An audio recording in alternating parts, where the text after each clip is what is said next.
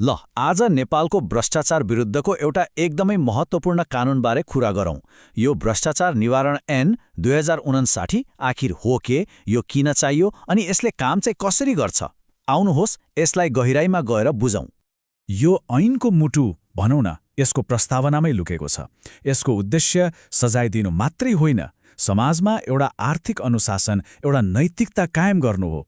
र यो सब किन? सर्वसाधारणको सुख, शान्ति र आर्थिक हितको लागि। त्यसैले यो केवल एउटा कानूनको किताब मात्र होइन, यो त एउटा स्वस्थ समाज बनाउने जग हो। अब एउटा चाखलाग्दो कुरा, यो कानून कसलाई लाग्छ त? सुन्दा अचम्म लाग्न सक्छ, तर यसको दायरा एकदमै फराकिलो छ। यसले नेपालका राष्ट्रसेवकलाई मात्रै होइन, देशबाहिर बसेका नेपाली नागरिक अनि नेपालसँग जोडिएका भ्रष्टाचारमा संलग्न विदेशीलाई समेत छोड्दैन। मतलब भ्रष्टाचार जहाँ भए पनि, जोसुकैले गरे पनि कानूनको हातबाट उम्किन गाह्रो छ। ल, आज हामी के कुरा गर्छौँ त? सरसर्ती हेरौँ है। सबैभन्दा पहिले यो ऐन के हो भनेर बुझ्छौँ। त्यसपछि कानूनको नजरमा भ्रष्टाचार भनेको के हो, अनि कुन कामलाई ठूला भ्रष्टाचारजन्य कसुर मानिन्छ, ती कसुर गरेमा सजाय के हुन्छ, र अन्त्यमा यसको अनुसन्धान प्रक्रिया कस्तो हुन्छ भन्ने पनि हेर्नेछौँ। ल, पहिलो खण्डबाटै सुरु गरौँ। भ्रष्टाचार निवारण ऐन आखिर हो के? सोझो भाषामा भन्नुपर्दा यो भ्रष्टाचारलाई रोक्ने, नियन्त्रण गर्ने र दोषीलाई दण्ड दिने नेपालको प्रमुख कानूनी हतियार हो। यसले सार्वजनिक पदको दुरुपयोग रोकेर सुशासन कायम गर्न एउटा बलियो जग हाल्ने काम गर्छ। अब लागौँ दोस्रो खण्डतिर, भ्रष्टाचारको परिभाषा।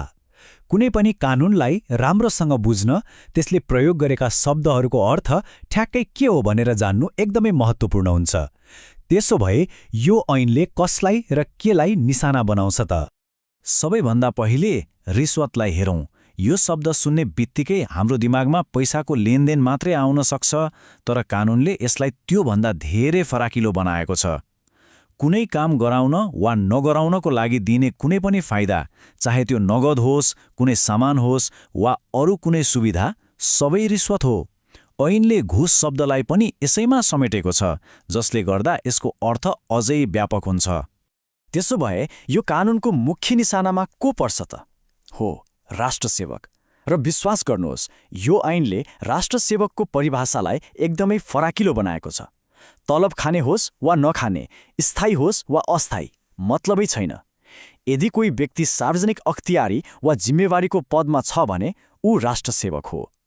यो परिभाषा कति फराकिलो छ भन्ने कुरा यहाँबाट अझै प्रष्ट हुन्छ। हेर्नुहोस् त, निर्वाचित सांसददेखि लिएर सरकारी कर्मचारी, न्यायाधीश, विश्वविद्यालयका प्राध्यापक, सार्वजनिक संस्थानका कर्मचारी अनि सरकारी परियोजनामा काम गर्ने सल्लाहकारसम्म, जो कोही पनि जसलाई सरकारले कुनै न कुनै रूपमा जिम्मेवारी दिएको छ, ऊ राष्ट्रसेवक हो। दायरा साँच्चीकै ठूलो छ। ल, अब हामीलाई थाहा भयो कि यो कानून कसलाई लाग्छ। अब जाउँ तेस्रो खण्डमा। कुन कामलाई चाहिँ यो ऐनले अपराध नै मान्छ? आउनुहोस् केही मुख्य भ्रष्टाचारजन्य कसुरहरूबारे चर्चा गरौँ। यहाँ स्क्रिनमा हेर्नुहोस् त, केही मुख्य कसुरहरू छन्। रिश्वत लिनु त अपराध भइहाल्यो, तर दिनु पनि अपराध हो। अनि पदमा बसेर गैरकानूनी रूपमा उपहार लिनु, सरकारी ठेकापट्टामा कमिसन लिनु, राजस्व छल्नु, यी सबै गम्भीर भ्रष्टाचार हुन्। त्यति मात्र होइन, जानी राज्यलाई नोक्सान पुर्याउनु वा गैरकानूनी तरिकाले अकुत सम्पत्ति कमाउनु पनि यही ऐन अन्तर्गत कसुर मानिन्छ। भ्रष्टाचारका दुई फरक प्रकारलाई बुझ्न यो उदाहरण हेरौँ। एकातिर छ रिश्वत लिनु। यो एकदमै सोझो छ, जस्तै कुनै कर्मचारीले लाइसेन्स बनाइदिए बापत पैसा लियो। अर्कोतिर छ गैरकानूनी हानि पुर्याउनु। यो अलि फरक छ। यहाँ पैसाको लेनदेन सिधै नहुन सक्छ, तर एउटा कर्मचारीले जानी बाटो बनाउँदा कमसल सामग्री प्रयोग गर्न दिन्छ। उसले पैसा नलिए पनि उसको कामले राब्लेराई ठूलो नोक्सान भयो। दुवै गम्भीर अपराध हुन्, तर तरिका फरक छ। ल, कसुरहरू त थाहा भयो। अब पालो सजायको। आखिर यी अपराधहरू गरेपछि के हुन्छ त? अबको खण्डमा हामी यही कुरा हेर्नेछौँ कि कसुर अनुसार कस्तो सजायको व्यवस्था छ। यो तालिकाले रिश्वतको सजाय कसरी काम गर्छ भनेर छर्लङ्ग पार्छ। सिधा हिसाब छ, जति ठूलो रकम उति नै कडा सजाय। हेर्नुहोस् त, 50,000 सम्मको लेनदेनमा 1 देखि 6 महिनासम्म कैद छ भने रकम बढ्दै जाँदा सजाय पनि बढ्दै जान्छ। र यदि 1 करोडभन्दा माथि पुग्यो भने त 8 देखि 10 वर्षसम्म जेल बस्नुपर्ने हुनसक्छ। अनि यो त कैद मात्रै भयो, यसका साथै जति रकम भ्रष्टाचार भएको हो त्यो बिगो पनि असुल गरिन्छ। अनि राजस्व चुहावटको मामलामा त कानून अझै कडा देखिन्छ।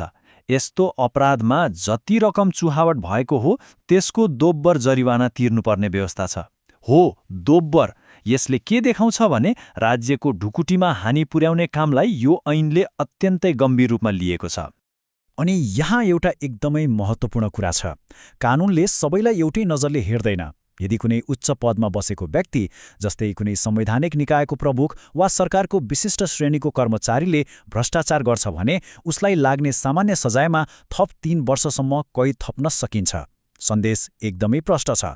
जति ठूलो पद उति नै ठूलो जिम्मेवारी र गल्ती गर्दा सजाय पनि उति नै कठोर।